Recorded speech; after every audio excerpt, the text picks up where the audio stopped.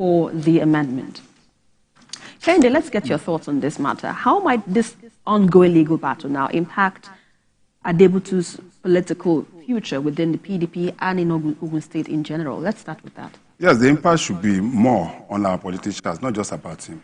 Because what we've noticed in the last two elections, the one before this and this particular last one, is the rate of vote buying by politicians. It has become a problem, a serious problem. And time again, we've come to realize that. But most often than you also look at it from the poverty level of Nigerians.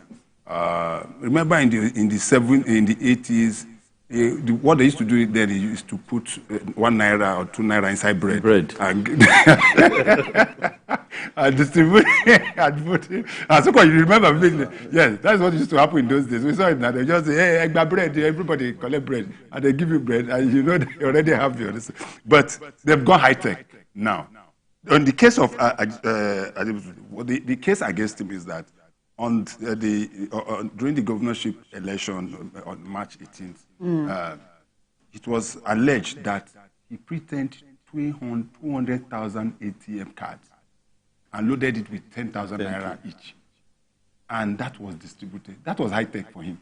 Because before it used to be cash. Next level of inducement. So he was, his boys were caught with that and the rest of them. And that is why he...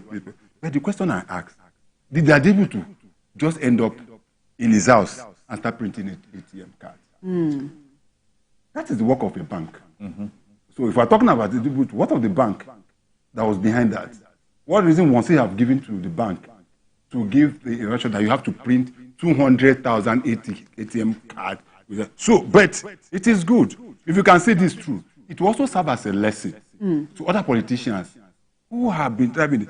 Don't forget that during the last election, even the EFCC left its core mandate, which is to prosecute financial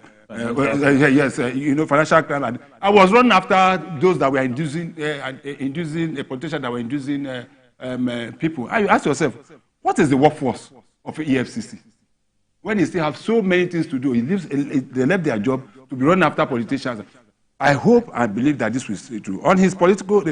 Nigerian politicians don't have shame.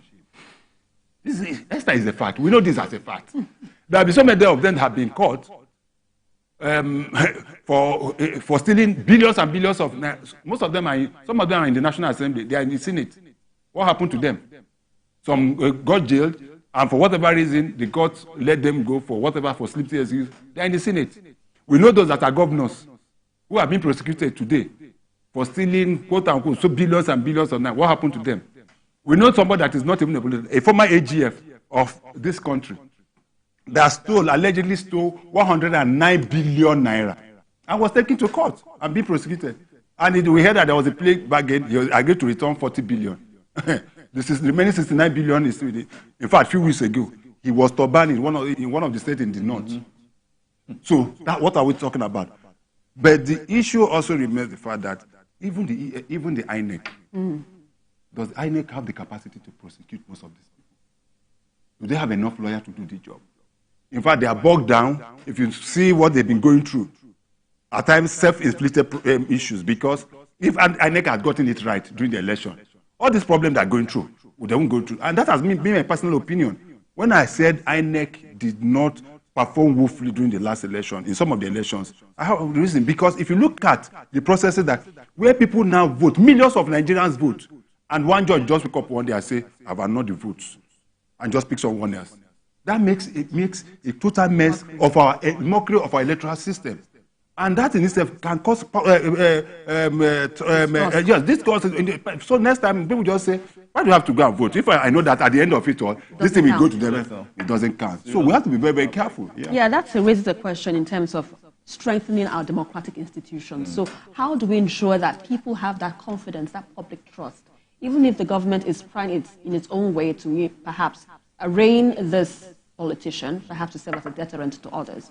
But how confident are you, and what will it take to ensure that we have strengthened democratic institutions in the country where people are held accountable for their activities and, there's transparency in government? I think it starts with lawmaking. Now, take, for instance, I know they are trying to amend the laws, some of the laws. I'm not sure the lawmakers will want to make laws that will be against them when they know that they are going to come back for re-election. Right. Now we are talking about a politician now. Why don't they make a law, okay, and saying that if you are caught or prosecuted for vote buying or for things like this, it's life imprisonment. And then ensure that the special court, looks into that matter and takes it, follows it through. And it shouldn't be more than a month.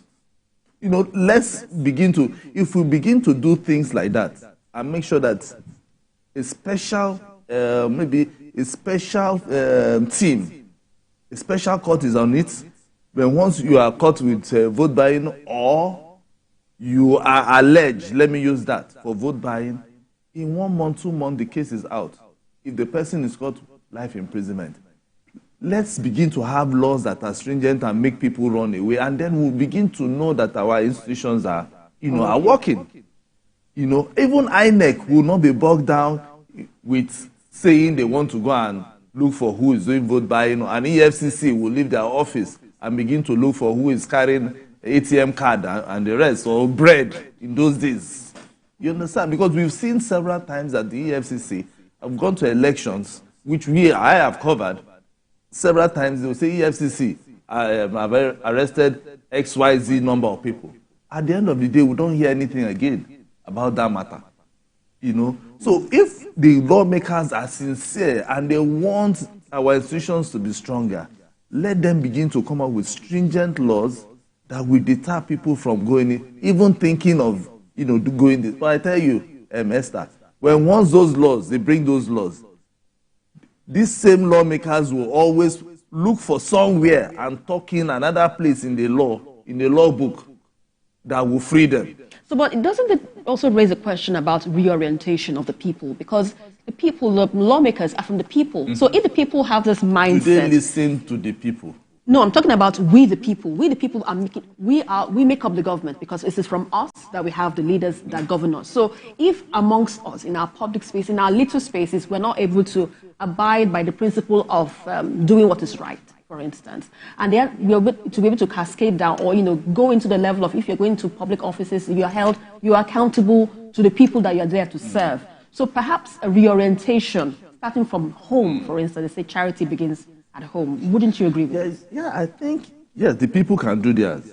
I know that anytime there's a new law, they allow people to come in, you bring your own suggestion and all that. But how many of our lawmakers are there for service, if not for them to just go there and enrich themselves? That is it. So that is why so many Nigerians are always having this voter apathy. Imagine the number of people that have PVCs. And when it comes to election day, they would prefer to sit in their house and watch African Magic or watch soccer rather than going to vote. Why? Because just like CKN said, they will tell you, hey, we already know who is going to win the election. So the thing, we need to start, the lawmakers and we the people will need to start looking at, or INEC, let me use INEC. Right. INEC now will need to start sensitizing people on how they will be able to, vote, and also, if possible, bring in how they can determine the kind of people that we will need in those leadership positions.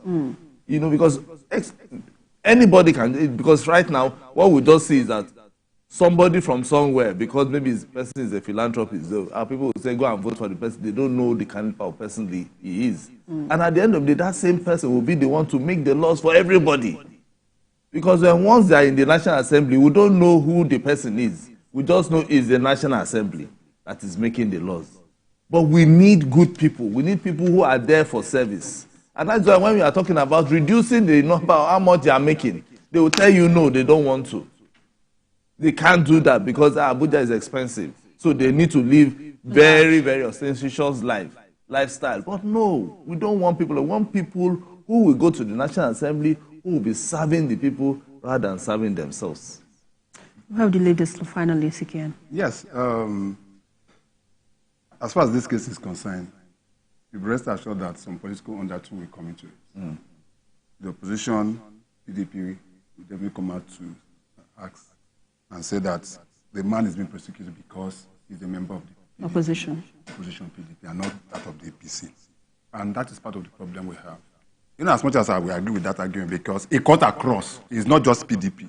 It cut across all the political, no matter what. But the fact remains that there are three basic fundamental issues that the average politicians, our politicians and leaders lean on to be able to do what they do. One, poverty. They know the level of poverty in the land, and they capitalize on it. An average woman, a man, is giving 5,000 naira to come and vote for somebody. He knows what 5,000 is going to do, but it doesn't even look at the effect of what he's doing or what he or she is doing in the next 4 years that the person will be there.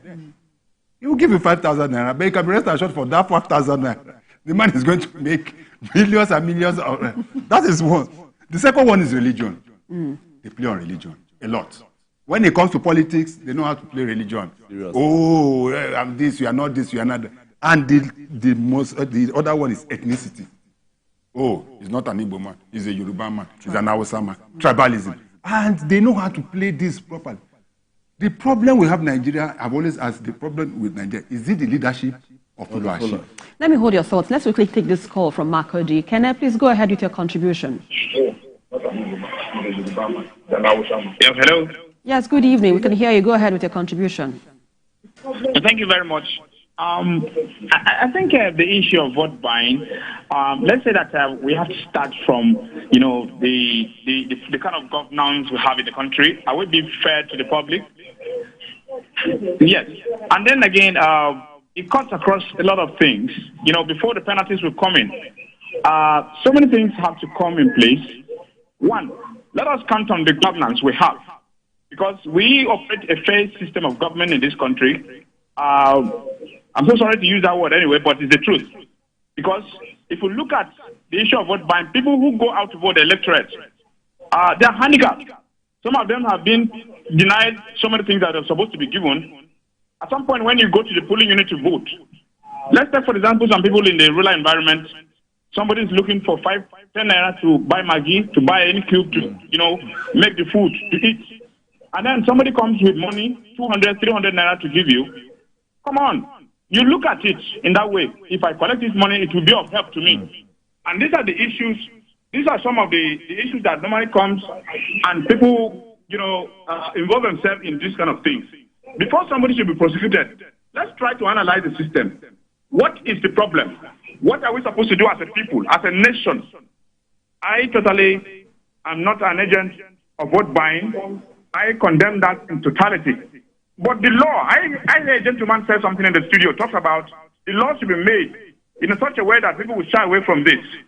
If those laws are being put in place and we're followed it up, I think we have to go a long way. All right. Let us not look at people, you know, yes, this one is above the law. The National Assembly can make some laws that suit them.